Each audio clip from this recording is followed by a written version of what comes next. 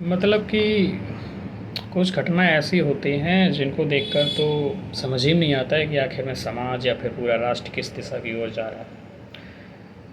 अगर ध्यान से समझिए तो यही है कि बर्बादी के ही कगार पे है, अब पहुंच चुका है। चाहे वो मेघालय का मामला हो, चाहे वो कुकर का मामला हो, या फिर वो ड्रम का मामला हो। अब ये एक और मामला आया है, दिल्ली का है। मतलब वो मामला क्या है, उस मामले में सीधा ये है कि मतलब हस्बैंड गैम्बलिंग करने लगा था, जुआ हुआ, टेंशन रहती थी, बहुत सारी चीज़ें रहती थी, गलत तो था ही। और इन सब चीज़ों के चलते इनके जो दैहिक संबंध थे तो वो ठीक नहीं रह रहे थे। और जब उस मतलब जो वाइफ थी तो उसने प्लान कर लिया और मार डाला अपने हस्बैंड को। और जब पुलिस ने कहा तो उसके सामने फिर यही कहा कि जब भी सेक्स वगैरह होता था तो ये हमें सेटिस्फाइड नहीं कर पाते थे, तो इस वजह से प्रेशर बढ़ता जा रहा था और हमने हत्या कर दी, है ना। अरे भाई, ये सारी प्रॉब्लम्स थी, तुम डिवोर्स ले लो ना, तुम किसी और के पास चली जाओ, वो सारी चीज़ें देखिए ना। तो इन सब वारदातों से पुरुष समाज तो पूरा डरा हुआ है। और देखिए, ये चीज़ किसी के भी साथ हो सकती है, इसीलिए विवाह शादी जैसे ये जीवन में एक बार मामला होता है तो इसको कायदे से बहुत सोच समझ के इस पर डिसीजन लीजिएगा, क्योंकि ये एक बार हो जाता है तो इसको इरिवर्सिबल होता है, इसको बदला नहीं जा सकता है। आपकी पूरी जीवन दांव पे लग जाता है। और एक बार डिसीजन ले लिया तो फिर ले लिया। भारत जैसे राष्ट्र में तो इसको बदला ही नहीं जा सकता वैसे भी। इवन हमारा कोर्ट भी है तो वो भी यही कहेगा कि जैसे भी रहो लेकिन साथ रहो, तो वो भी नहीं करता। हाँ, वेस्टर्न में होते तो ये चीज़ चल जाती हैं कि उसको बदला जा सकता है, लेकिन यहाँ सो भी नहीं।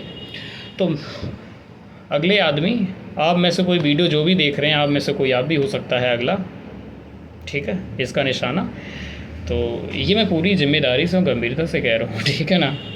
तो इसमें बड़ा ही सोच समझ के डिसीजन लेना। जब भी भैया विवाह करने जाओ सारी चीज़ें देख लो, समझ लो, किसे क्या डिमांड है, सीधा पूछो। लड़का हो, लड़की लड़के से शादी कर रही है तो सीधा डिमांड रखे कि हमारी ये इच्छाएं हैं, ये चीज़ें हैं, इन चीज़ें हमें बहुत चाहिए, ये चीज़ें थोड़ा कम चाहिए, जो भी जैसा चाहिए खुल के कहो। अब उस स्टेज पे समाज आ चुका है कि अब चीज़ें बातें ना पूरे बेबाक अंदाज में होनी चाहिए, पूरी तरीके से। शादी का जो मेन उद्देश्य जो होता है उसको खुल के बात करनी पड़ेगी।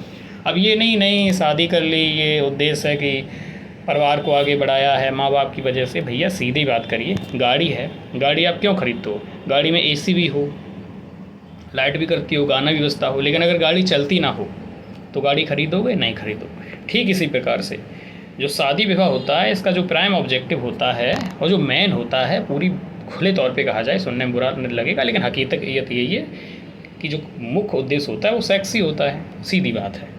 तो अब इन सब चीज़ों पे खुल के बात होनी चाहिए, क्योंकि अब बहुत सारी जानें जा रही हैं इन सब चीज़ों को लेकर। तो प्रॉपर लड़कियां हैं, अपने जो शर्म हया ये करती रहती हैं फालतू का, सीधी बात करें, ठीक है। और लड़के हैं, तुम भी सीधी बात करो, तभी बात जचेगी, नहीं तो यही चलता रहेगा। अगला निशाना आप हो सकते हो, है ना। तो इन सब चीज़ों पे खुल के बात की जानी चाहिए। शादी से पहले ही बात करो कायदे से सारी चीज़ें, ठीक है, नहीं तो आपका जान माल की हानि हो सकती है, ठीक है। मिलते हैं अगली क्लास में। और वैसे जीएस का डिस्कस करते हैं, यूपीएससी पीटी मेंस का, तो शाम को आइए 10:30 बजे, और आंसर राइटिंग करते हैं। धूमधाम से आंसर राइटिंग करिए, बढ़िया से एग्ज़ाम को फोड़िए आने वाले 2026 को, ठीक है। Thank you, all the best.